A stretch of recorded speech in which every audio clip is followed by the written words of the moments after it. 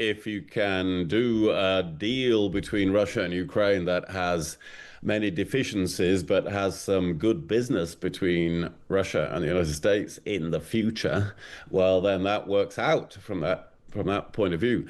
That's why it's worrying that this is all being handled by Mr. Witkoff and Mr. Kushner. But certainly this has changed. This would have been inconceivable. Ukraine is a big topic on the agenda today. There have been movements over the last couple of weeks, albeit subtle ones, maybe edging towards some kind of deal. But I mean, William, the big thing today is that the American Special Envoy Steve Witkoff and Trump's son-in-law Jared Kushner are in Moscow for the latest talks on this with President Putin. How optimistic are you that we might be able to finally see some kind of agreement?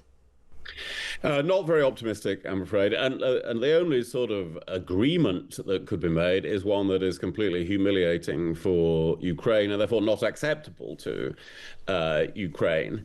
That you could imagine that coming out of these Moscow talks between those two particular, Mr. Witkoff and Mr. Kushner, and Putin. What you can't imagine coming out of it is something which everybody can readily agree to or even get to agree to in the next couple of weeks, because the Russians continue to want to completely disable Ukraine as a sovereign country in the future, to have more of its territory, to limit the size of its army, to dictate what alliances it can make. And all of those things are unacceptable to the Ukrainians, of course. So I don't think it's any nearer to a real agreement, and I just hope they don't try to stitch up Ukraine. It's a bad sign that these two have gone without Marco Rubio, the Secretary of State, who has been the one liaising most with the Ukrainians and British and European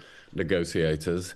So it's not a good sign. I'm quite worried about what might come out of it, but not an agreement that the Ukrainians can sign up to, I think.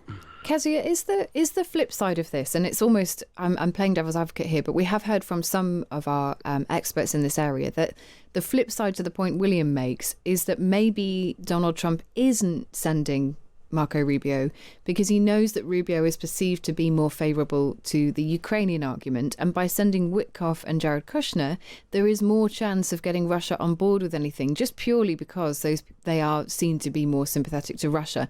Is there any way that this could be a sort of political play, a good idea to try and get Putin on board? It's hard to see what the fruits of that are if the deal that they come up with is just so universally unacceptable to Ukraine and therefore to the West. And I think there's some really revealing detail in the Times story today, which tells us that Witkoff has been in Russia 6 times since he's been appointed, but has never once set foot in Ukraine. Yeah. And there's lots of other colour in that story around the extent to which the negotiation is rooted in business interests, like how America can benefit from, reparations in Ukraine, and how America might be able to access Russian land for business purposes as a consequence of this. The motivations and underlying incentives for America to be involved as they are here seem completely out of kilter with what the rest of the world should expect.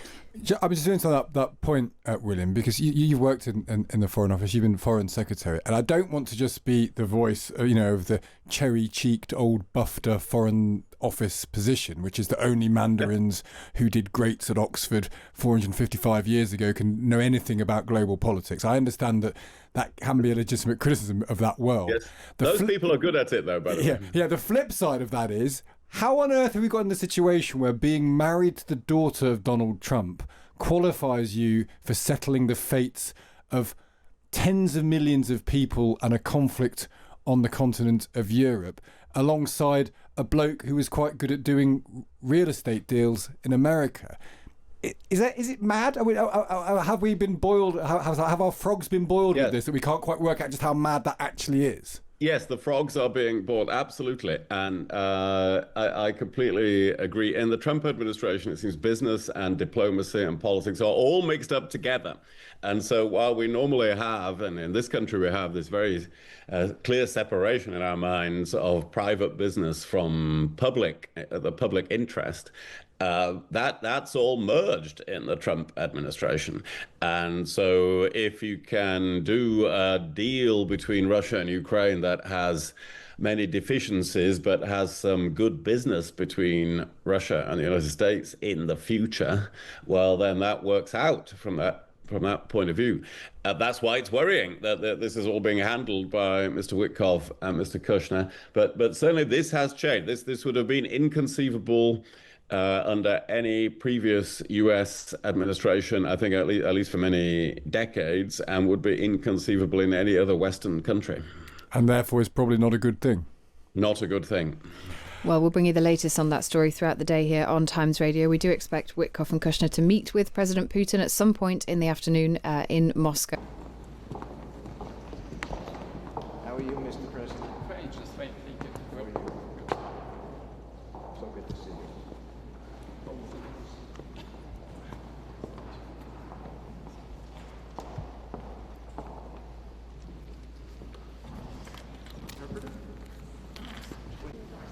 From the embassy. So, okay. Делегация Соединенных Штатов Америки, мы видели там министра финансов, мы видели там штаб Марко Рубио, мы видели там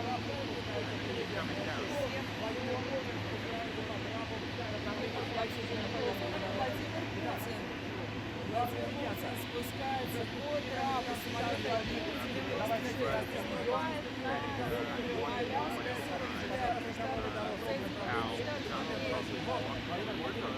Навстречу ему идет Дональд Трамп. Сейчас мы показываем вам красно-коровую дорожку, которая медленно двигается в направлении журналистов, в направлении своего независимого направляется президента Соединенных Штатов Америки. Один из команд для пропаганда своих гостей, для исторических целей, которые заключали в целях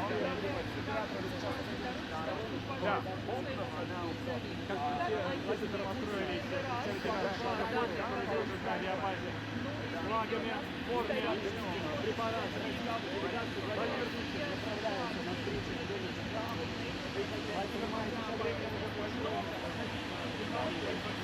находится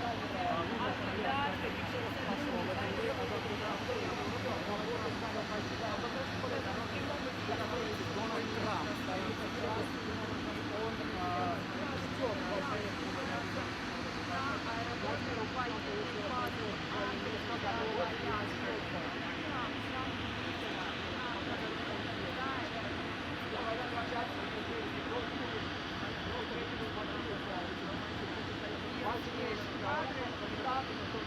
Смотрим, ребята, смотрим прямой эфир, без имитационных.